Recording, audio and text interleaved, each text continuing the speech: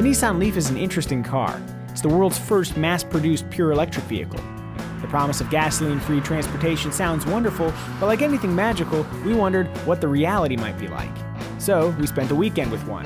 Here's a quick look at what we learned.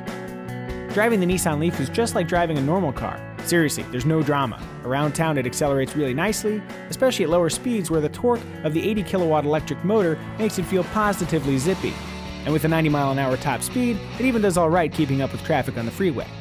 The regenerative brakes feel a little unnatural, and the steering lacks feel, but a nice ride, quiet interior, and great outward visibility left us with a mostly positive impression. Otherwise, the 5-passenger hatchback design is super practical, and the exterior styling looks decently futuristic, presenting a proper image for those who love advanced technology or hate fossil fuels. But as mentioned, our question is one of reality. Reality happened to intrude when we suddenly needed to drive 60 miles for a last-minute event. With no guarantee that we could charge the car when we got there, the Leaf was a non-starter, so to speak. Not that we could have taken the Leaf even if we wanted. You see, having nearly exhausted the battery driving home from the Blue Book offices, we were left with an indicated 20-mile range. Using our standard 110 outlet, the car predicted it would take a whopping 22 hours to top off the charge. That'd be the reason Nissan labels 110 outlets as opportunity charging. Costing around $2,000, an optional 220-volt home charging station can charge the car from empty in about 8 hours, and we imagine most buyers will go that route. But for Leaf owners who only have access to a standard outlet, and charging away from home for example, we have 2 words: good luck. Other tidbits: Leaf buyers can outfit their cars with a DC quick charge port.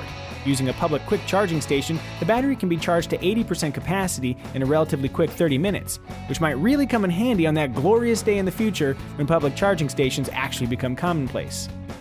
If there is a public charging station nearby, the navigation system's Car Wings feature will guide you right to it. The EPA says the Leaf can travel 73 miles in mixed driving, but for strictly city driving that number rises to around 100 miles. In essence, your mileage will vary depending on usage. With a base price of slightly more than $35,000, the Leaf is way more expensive than other compact hatchbacks. But Uncle Sam would really love you to buy one, so the federal government offers a $7,500 tax incentive to Leaf buyers. Take advantage of it, and the price drops to a more reasonable $28,000 or so. If you floor the accelerator with the electronic e-brake activated, the motor is torquey enough to actually drag the rear tires. Please don't try this.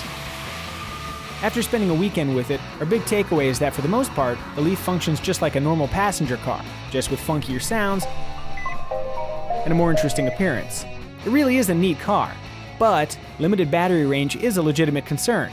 You will need to consider where you're going before you drive, lest you wind up having to have your Leaf flatbed at home, which of course would be hugely embarrassing since you bought a Leaf so you wouldn't have to rely on gasoline, right?